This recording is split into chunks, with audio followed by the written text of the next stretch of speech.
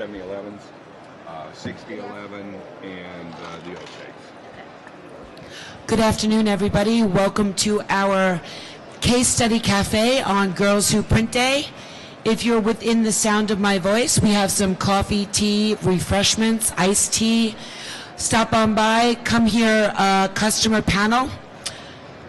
Hey, it'll have a website. Hearing from the printers, who are the attendees, are very important to understand, how the technology works out there. You want to hear from the people that use it a lot of the time. So this is an opportunity to do that.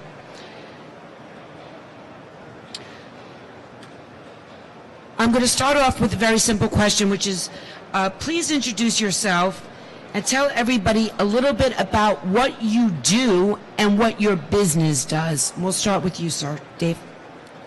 My name is David Harding. I'm from Indianapolis, Indiana. The company is Harding Poorman.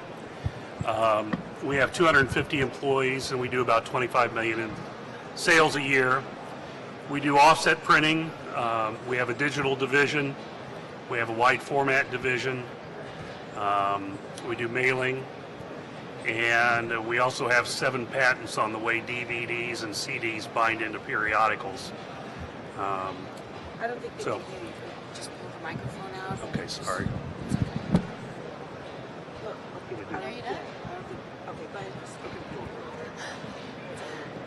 I'm Christine Sourd. I'm owner of DMS Inc. We've been in business since 1984, migrating from a letter shop into a digital printer and then adding litho printing this year. We employ upwards to 100 people, and we have 2 locations in Ohio, one in our headquarters in Yellow Springs and another one in Dayton, Ohio. We've added litho printing and envelope converting this year, so we're a non-traditional as we approach the market. My name is Al Carrero. I'm with Hudson Printing in Macedonia, Ohio, 2 Ohio companies. We are predominantly in offset and digital printing. Our business pretty much focuses on the medical side. We do a lot of work concentrated on that. And we have about 50 employees right in that area, trying to stay under the 50 threshold, not doing a very good job. But we're right now in the process of trying to expand our business a little bit. We've really been doing a lot as far as our finishing department going full bore into the mail side. So. Thanks so much. So my first 3 questions are actually individual questions for all of you, and then I will move on to questions that we can all answer together. So ladies first, Christine. We met at a recent Canon event, and you were on a customer panel discussing your recent inkjet acquisitions.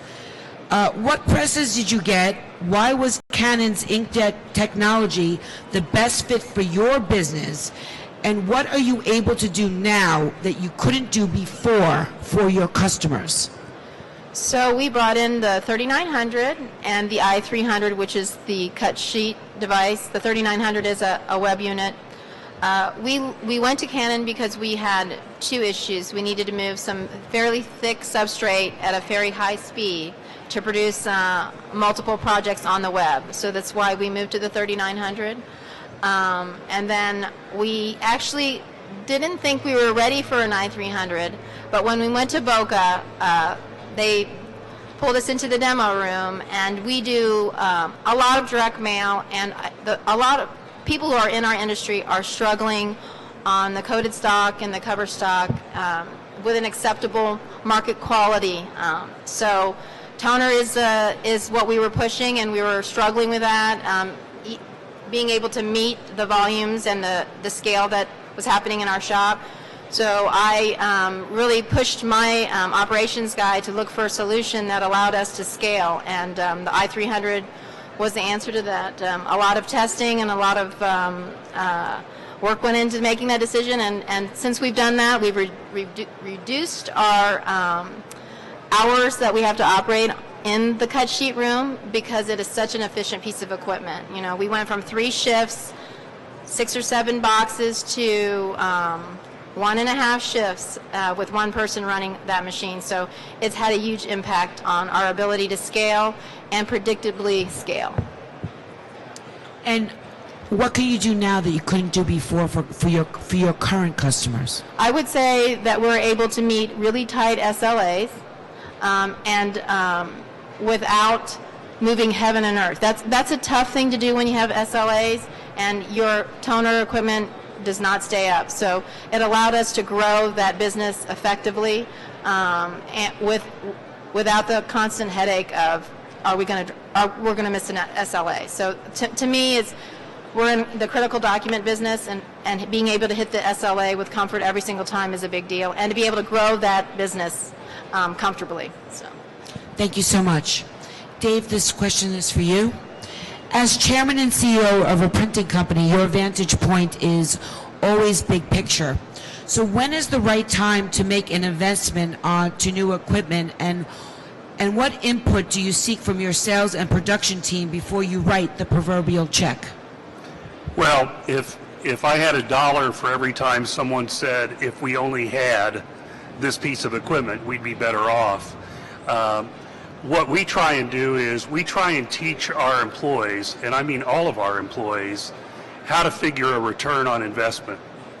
And they know what we expect in a period of months or a period of years for our return on investment. So if they come to me and say, we need another machine, the managers, we actually have them figure out what the return is going to be for that machine and why they should buy it. If an employee thinks we should buy something, we walk through the process with them, and we walk through the process at staff meetings as well. So we're constantly trying to explain the return on process and whether it's smart to buy a piece of equipment or not. It's not just because you think so, it needs to make financial sense. So we spend a lot of time teaching our employees that process. And when do you decide this is it? This is the time to make an investment. I'm not going to wait till the next model. I'm not going to wait till the next Drooper year. What makes you make that decision, or why have you made that decision recently with the Canon equipment? When we can make good money. We want a great pre-tax profitability. That's why we're in business. So if it makes sense financially from a profitability standpoint, we'll do it. We bought a 10,000 machine from Canon and installed it maybe 5 or 6 months ago, and we've decided to purchase our second one now because it'll give us 2 machines that have exactly the same color. We have the largest staff of G7 certified people in the country for one printing company, and so they work on making sure that the color we're going to hit for our clients is where it needs to be. So the simple answer is when that piece of equipment is going to be profitable, we'll buy it. Thank you so much. I really appreciate your forthcoming. Al, my Allie down there. Your LinkedIn profile highlights your expertise in lean manufacturing, and certainly streamlining workflow and internal processes play a big role in the bottom line of a print shop. What is Prisma? Why did you choose it, and how has your workflow improved since you've implemented it? We implemented it a couple of years ago, and one of the things that drove us is we had an employee that was in the process of retiring, and we had 2 shifts at the time we were running.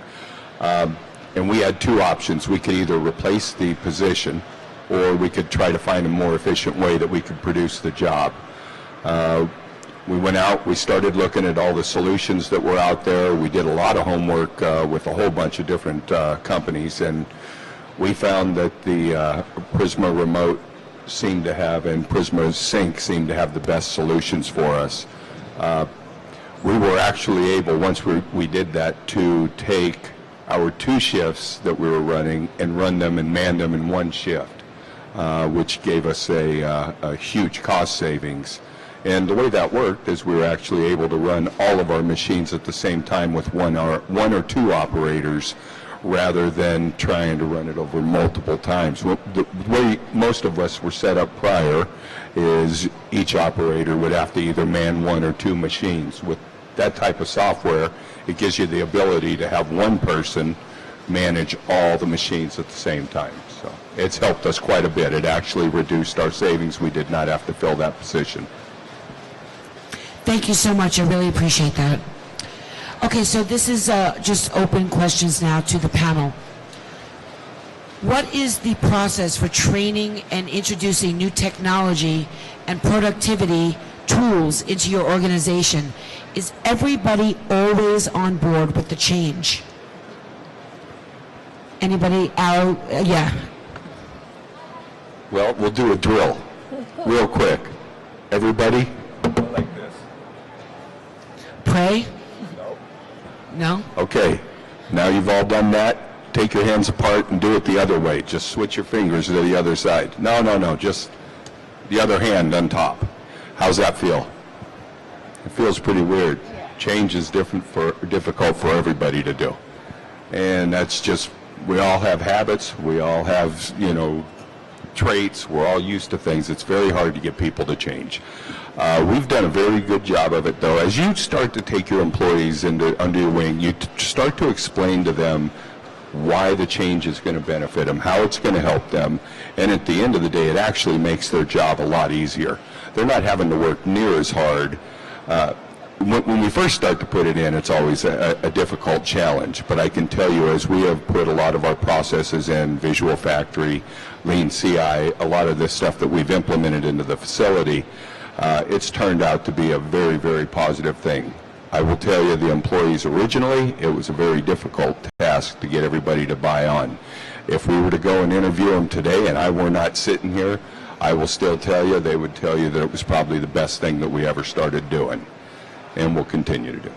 Thank you so much. I don't think they ever fully understand change or fully accept change.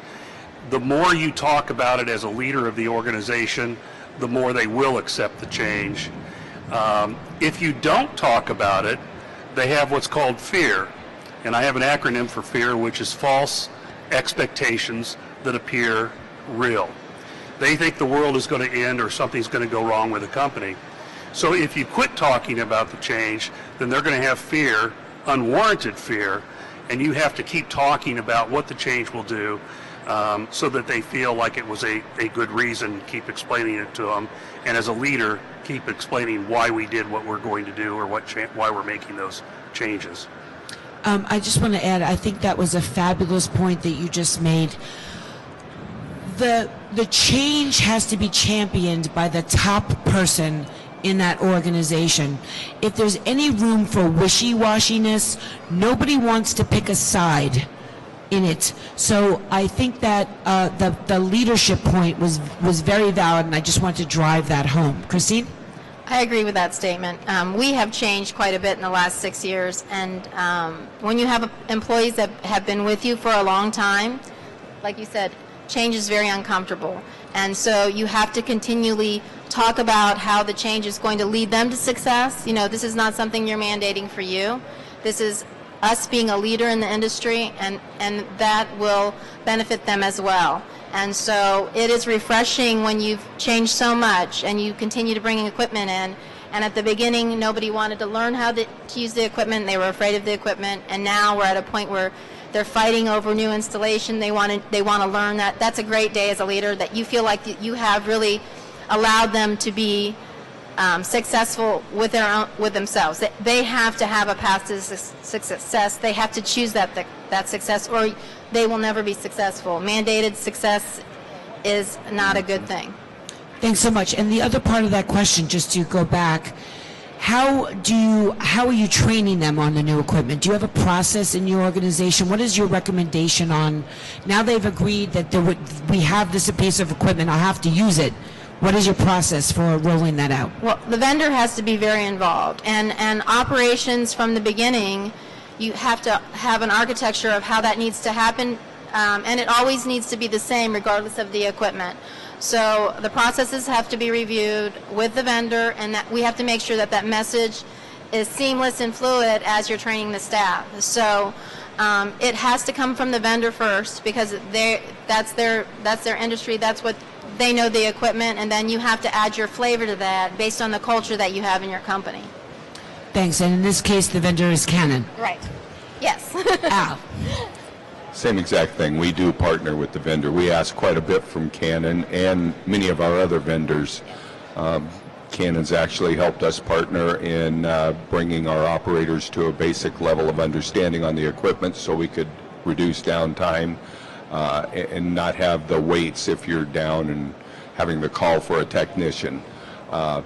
We do as much as we can as far as training with any one of our vendors. Almost on every instance that we have ever purchased or put in a piece of equipment, we've, as I'm sure everybody that's ever done this, has negotiated a training schedule, put all the training practices in place, monitored them, and kept it going. So it's something that you just have to partner with your vendors and make sure that all your people are getting the skills and training that they need. Can I just ask you guys to be a little more specific? What, when you say that you have to partner with the vendor, how is that actually happening? Are they coming to your shop? Are you going there? Is there materials available online? Are you having phone calls? Let's really drill down. Let's not talk in, this is what happens. Tell me what happened to you. Well, I'll start out. Now, Canon's going to probably get upset with me here. But when we first started doing this, and I started asking if they could take the time to train our operators to work on the equipment and to train our operators to be able to troubleshoot the equipment instead of us having to wait for technicians to come in, I got kind of a hairy eyeball. They weren't very happy. As a matter of fact, Brian was not real happy at all about it. But that was one of the requirements and one of the things that we eventually worked out. I understand the risk that Canon or any other vendor has. If they're going to be letting somebody take their equipment apart or work on their equipment, they want to make sure that whoever's doing it is properly trained. Otherwise, it's going to cost them even more money to get it repaired. That part made perfect sense for me. But as I partnered with Canon, we talked with Canon, we kind of came to an agreement that there were certain things that we could train the operators on, and there's certain things we could not train the operators on. And that was our whole push, to try and make sure that we could increase our uptime. That was one of the main things.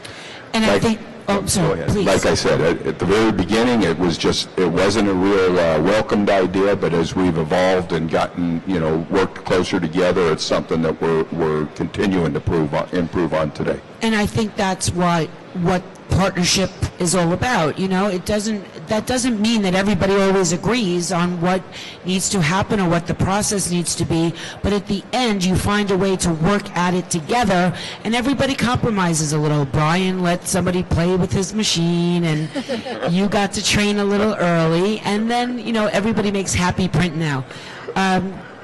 Dave, go ahead, and then we'll go back to Christine. I think another important thing is not necessarily just the initial training, but what do you do afterwards? When you learn software or new equipment, because it's so new to you, you forget a lot of what you learned. So what do you do after the fact, say 6 months down the road or a year down the road, to enforce it? You can do that with on-the-job testing. You can use some of the materials that Canon or whoever gives you to use as part of that testing. But you've got to constantly reinforce it after the fact to make sure you're using all the bells and whistles the way they were meant to be used. Thank you, Christine. Specifics. You just got one of the brand new presses on the planet. Yes. So I said vendor. What I really mean is strategic partner. Whenever we bring anybody into our shop, they become part of us. If they can't become part of us, it's not going to be successful because they are a huge part of our success model. So we talk about culturally if the way they operate is in line with the way we operate. So those conversations are had very early, and they understand that they are a critical part of our success.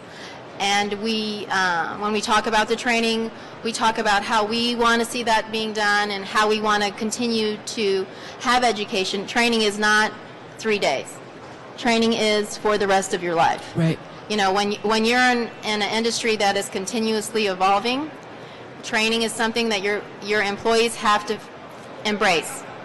And so you give them initiatives to get that way, and then you praise them when they get to certain levels. And I think, like you said, you want to be have ownership of your success, so you make sure that you can partner in a way that you're not relying just on your strategic partner. I think they're trying to tell me something up there. Mother Nature is liking what you're saying. She's echoing the partnership between you and Canon. She's like, yes. But you have to, it is always a shared responsibility. And the more complicated the equipment gets, the less you have of that, because you don't want, people getting in the machine, but you talk about what that looks like and what you feel comfortable on both sides. And like you said, it is a strategic partnership. And as you grow in this industry, you don't want your success around someone that you don't feel is growing in the same direction. Right. Okay, so we talked about change and championing change within your organizations, but then there's an external part to that as well. So how do sales and marketing align to introduce new technology, capability, and services to your customers? What advice do you have to other printers out there in regard to creating this strategy? Al? One of the things that's changed for us, at least on the 10,000, is the ability to G7. We are a G7 qualified facility, and in many instances we will have to run multi-versioned jobs. And if it's a small version job, we have different processes. We'll have a wide format sheet-fed press. Then we also have the DI, direct imaging press, which handles our mid-range products. And then, of course, we have the digital department that handles our smaller, shorter-run products.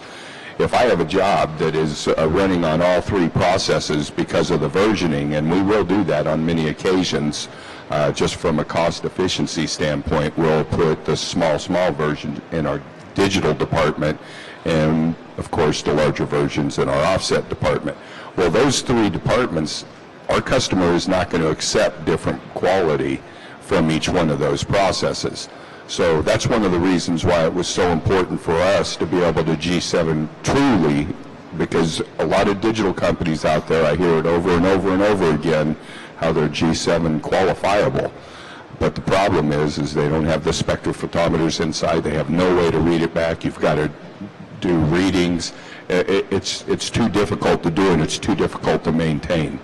I've actually found the best results so far. I've had Konicas in my facility. I've had a couple others, and I will tell you, I've gotten the best results from Canon being able to G7 qualify the equipment, and that's been able to really, really improve our efficiencies. But how do you communicate that to your customers?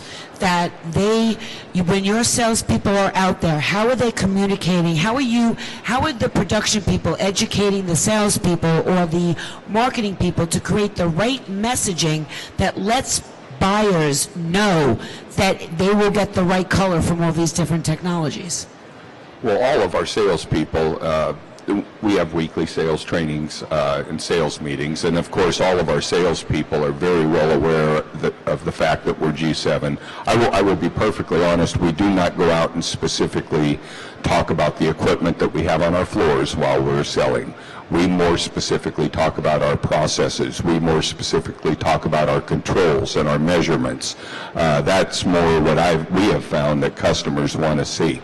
So I will tell you, every one of our salespeople have the ability to explain the exact G7 qualification benefits, how they can go across platforms, how we're able to be more efficiently priced when you've got multi-version jobs, especially when you have some versions that are very, very large and some versions that are very, very small. If you didn't have a G7 qualified facility and the customer expected consistency across the board, you would not be able to maintain or control your costs. And that's what our salespeople actually bring to the customers, is that we are able to control our costs, manage our costs, and stay very competitive while still maintaining equality across multiple platforms. Thanks so much, Dave. I think your question is how can we teach customers this? And I think one way to do it is to literally bring customers into your plant and teach them what what is G7? It's pretty complicated and very involved. I think most printers don't market very well. Some of them don't market at all. So marketing helps explain the process as well. And then another way, I believe, I can't expect my salespeople to be experts in everything. So I think it's interesting if you go with the concept of having subject matter experts, for example, in the color arena, that can go out and meet with your customers and teach them, in this example, how color works and how they can fit G7 into the and make it all work. One of the things our color guy recently did was teach the largest university in Indiana, in our case, Indiana University, their production people, how to produce a better red for the IU color and how to produce a better gray for the IU color, something that had never been done with them before. By doing that now, you've built in some great value, and they feel somewhat obligated to you to keep doing business with you. Christine?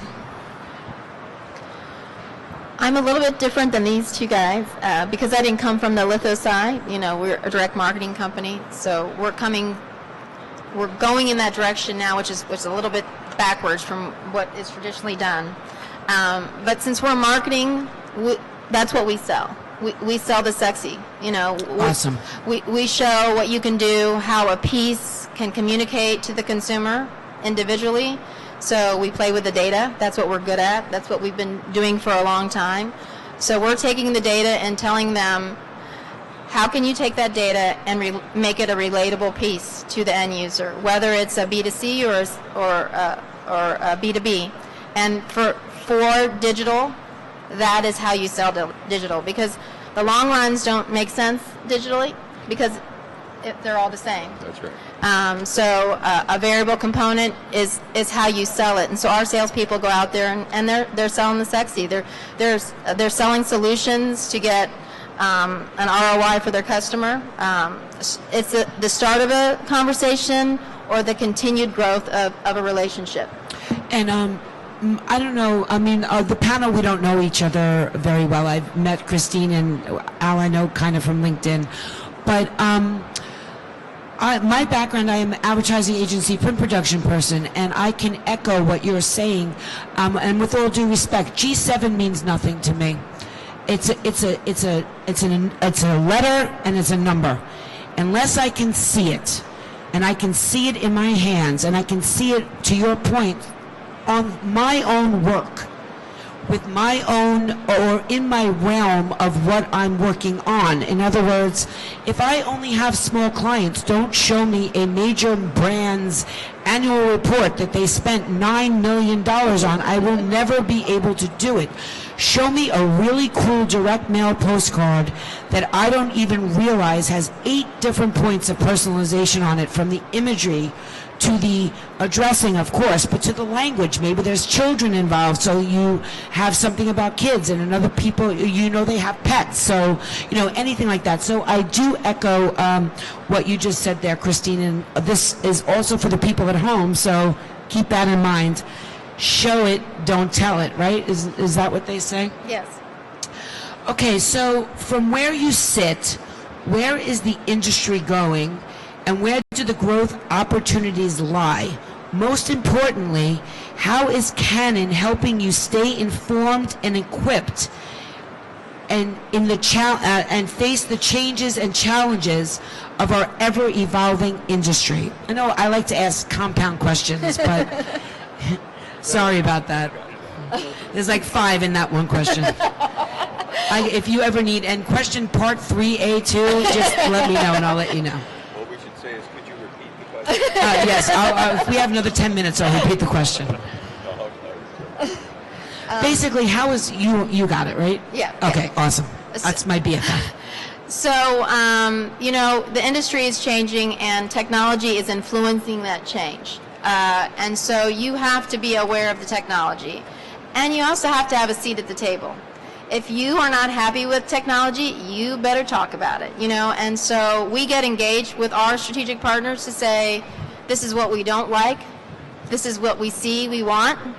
How can you help us? What's the direction, you know? And maybe it's not with them, and they can give us some guidance on who is going towards that direction, but it's not always drinking the Kool-Aid. It's really saying what you feel is a sustainable process that will grow and that you can grow with in the industry, and you have to talk to your clients. You can't make the assumption that you have the solution for every customer. So staying in touch with your customer, your sales staff, that's what their job is, and making sure as a leader you know what's happening out there and what technology is going to offer to the future. And I think we've done a good job at that. We've been at the early adopter of technology, and it's been a little bit scary sometimes, but I think that's the reason why we're where we are today is because of that. And just to get back to one of the parts of the question specifically, how is Canon helping you stay informed on that technology and where the industry is going? Well, they listen, so we talk a lot, and they have a lot of forums. They have realized that I am their future customer, and if they don't listen to me, they will not have many customers in the future. So that's very important. A lot of companies out there that they're trying to mandate what the customer wants, and you can't sell something that nobody will buy. So they're listening to the customer. So we're continually having conversations, and sometimes they're a little bit heated. So that's a great point. Thank you for sharing that. I was just going to say the same thing. We have actually had a couple of heated conversations, and we've had some challenges occasionally with some of the changes that we've made. I can tell you one of the things that I do appreciate about partnering with Canon is they are a very forward-thinking company. I will tell you that anytime we have brought in a challenge to them, there's been a solution in a very short period, or at least an answer why there couldn't be. It took a while to be able to get to the G7 qualification stage. However, they pushed it, and over the last 6 years or 5 years, they've really been able to knock it out of the park and do a good job. If you continue to ask, and just like you said, we're partners out there. We're all trying. Your very first part of the question was, is the industry, how do you see the industry evolving? It's going crazy. I mean, every day it's almost like every day I wake up, it's like Twitter. There's always something out there that's new, or there's always something else out there that you've got to adjust or make up for, and it gets very, very difficult sometimes. Having partners like Canon or Mitsubishi or some of these people that we partner with makes a big difference in the way that we're able to move forward and how we're able to project some of the stuff that we're going to do in the future. Thank you so much. Dave? In our case, the representative for Canon is very much a business person, very concerned about the future of our business, and very much understands what is good for us and not good for us. So they're very much good at being a business person and telling us whether something makes sense. I think with our clients, one of the things our sales reps are not, we have some that are good at it and others that aren't, and your business might be different because you're into the marketing part of it, but our sales reps have to be business people too. They have to be able to show a client why it doesn't make sense to do it this way, and that maybe we can save you money or soft dollars that makes sense for you to use us. And I think that really gets lost a lot of times with our sales reps. Thanks so much. And we do have some questions from the people at home and on social media. This is Sandy Hubbard. It's her birthday today, everybody. Say happy birthday, Sandy. Yay. Happy birthday, Sandy. I'm going to take a note here from Deborah. I'm going to combine two questions that we got from home. So this will be, again, a compound question. Have there been impacts or improvements in inventory management or your plant layout in adding new systems of this type? Anybody want to take that first? There has been some for us. We've actually been able to reduce our fulfillment size by being a little bit more flexible and being able to manage our processes more streamlined than we have. So we've actually been able to reduce a lot of our warehouse space and improve some of it. That's why we brought in the i300 and the 3900. That's why we went to roll on inkjet. Is time to market is crucial. We do a lot of critical documents in addition to marketing, and having to manage inventory and get it there to meet a same day, next day, 24-hour, 48 SLA is impossible.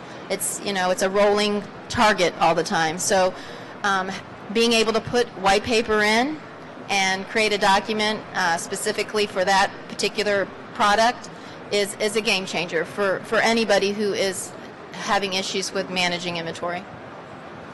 We have a client that 7 years ago was spending $6 million a year just to store their printing.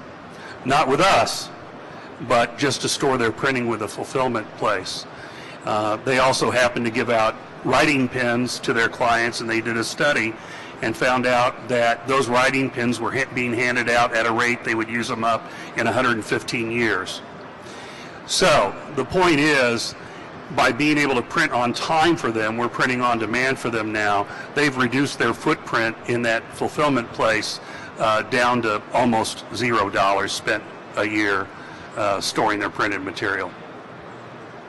Okay, and I just wanted to let everybody know this was our second most highly viewed session online. People got on, stayed on. They really liked your companies. They're like, I love this approach. They like everything that you said. What the younger people want to know is, if they don't have the specific skills that you need, it sounds like culture and ability to be flexible and learn quickly, what are the other skills that a young person needs to be prepared for a company like yours? For me is having work ethic. You know, you have to come to work every day, and it doesn't take training to have those things. You know, so do what you say and say what you do. That's a big deal to me. It's all of the normal moral conduct. You treat other people like you want to be treated. When you hire someone, you're hiring a part of the family. I tease everyone. I'm putting a ring on. This is for the rest of your life. It's a joke whenever anybody comes in, but it's really not a joke. I'm hoping you become part of us. And so in order for that to happen, it's a relationship. It's a two-way street. And we'll give you all the tools to be successful, but you have to be willing to take them and run with it. And I echo everything Christine just said. Here's the facts. In our industry today, we are losing, we have not a lot of experience any longer. Our talent level in our industry has begun to dwindle. A lot of it was because of automation. You know, I am afraid to say this, but I started 40 years ago in this industry, and to run a press would take, 10 or 12 people. I was on the website to start out with newspapers, but it would take 10 or 12 people. Today, the same exact newspapers will take about 2 or 3 people. Well, the problem is you start to lose your training ground, and that's what's happened to us over the last 40 years, and it's very unfortunate for our industry. So one of the things that we really need to do is start focusing on the younger generation and try and get them in. It's very hard, I will tell you. I struggle. I have tried over and over to hire young people, even out of college or whatever, and we have a very organized, very clean, very, well-respected plant in the community. And we're also a marketing agency, and this isn't a plug. Here's the point.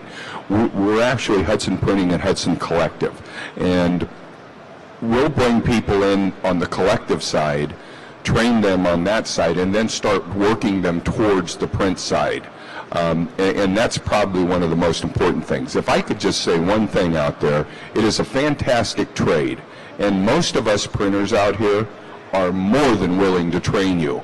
And keep this in mind. Once you get good at this, you can go anywhere in the world and do it. So that's to all you guys out there on Twitter. If you really want to be able to get into, is that the clear? Okay.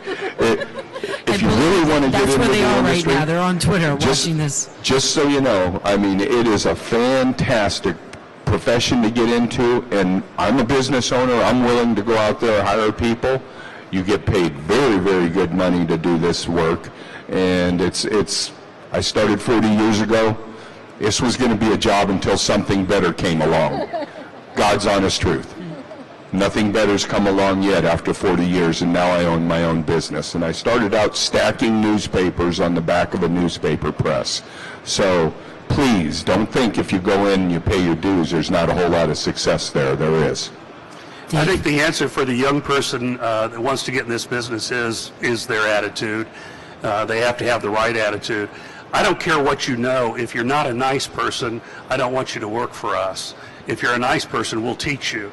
And I think as owners of printing companies, we have to begin to have an apprentice program for these people like the old days, and teach these people how to do the business.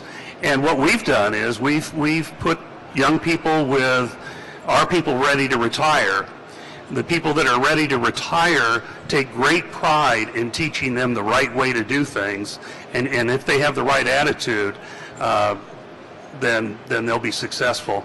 I think for us, we are very careful about what we hire, about who we hire rather. We do a lot of profiling. We go through a lot of machinations to hire somebody to make sure they're the right fit, because we think our culture is our competitive advantage. Our culture is more important to us. In fact, our personal, the reason we're in business is to make a meaningful difference in the lives of our employees. And if we believe that in our company, that's our purpose. If we really believe that, then the rest will take care of itself. I think also as printing company owners and managers, we also need to market for staff.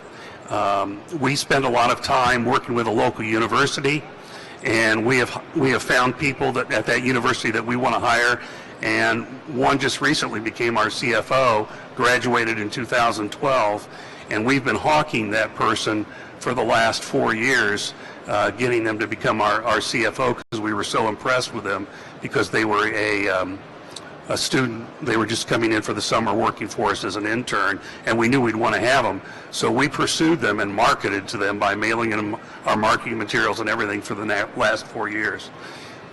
I think culture, as silly as this sounds, is the #1 advantage that any business can have, is having great staff. And then that great staff will help you find more great staff. So Don't just don't not take or apply for a position or try and take a position if you don't have any experience. Every one of us started knowing absolutely nothing at one time, and we're all willing to train. we still don't know very much. That's Why part we of the wouldn't be deal. here or in the printing industry. If we think we do, we're in trouble. Yeah, if you're the smartest person in the room, get in another room, is what they always Right. say. If you're the smartest person in the room, then you hired wrong. I want them all to be smarter than me, thank God. That's hysterical. And that's true. That is You true. do.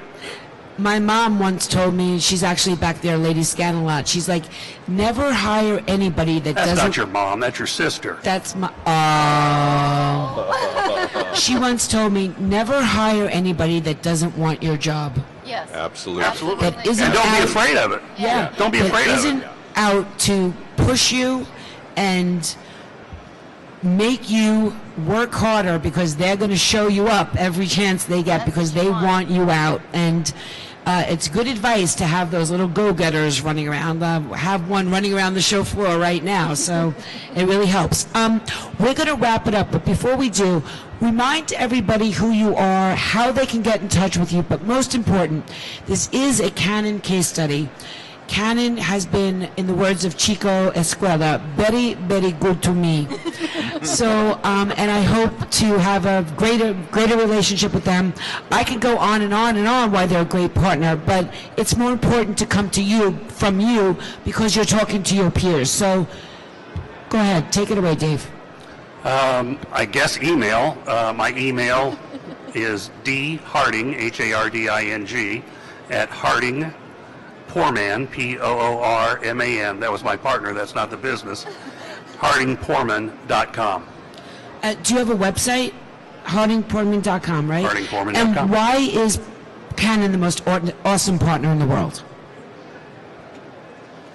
I think because they've helped our business become more profitable. Our sales rep, again, understands whether we're making the right or wrong decision, and they're not trying to sell us something that we don't need. And in our case, he's been right.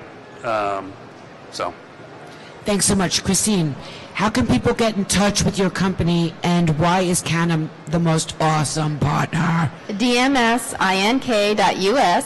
is our website, and there's contact us, so that's the best way to get a hold of us. I'm Christine Soward, so I will reach out to you personally if you send a message to me directly. Canon has been a big factor on who we are in the last 6 or 7 months. because they allowed us to escalate our growth. That's a big deal. We have grown so much in the last 5 years. We've doubled in size in 1 year.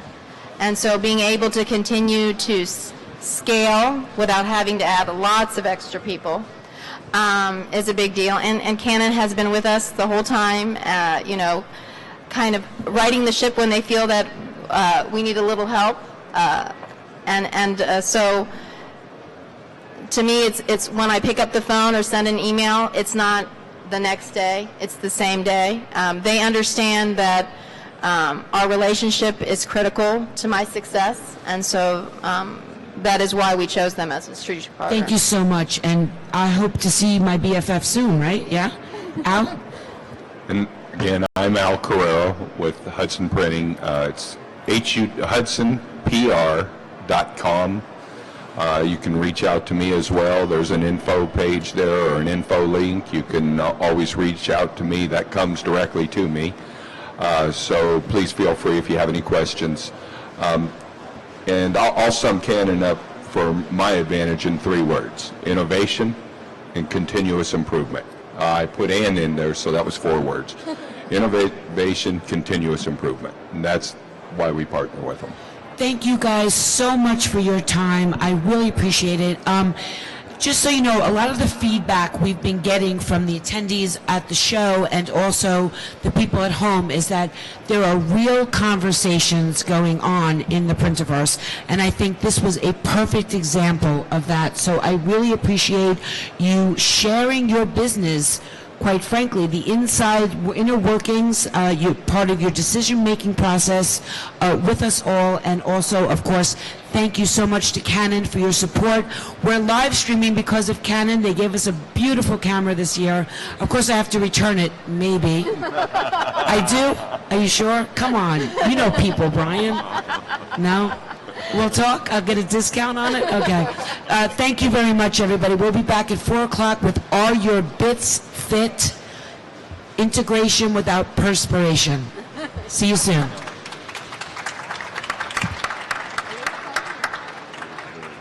Amazing job. Thank you so much. It was nice to meet you. Thank you so much. Nice to meet you. Fantastic to meet you.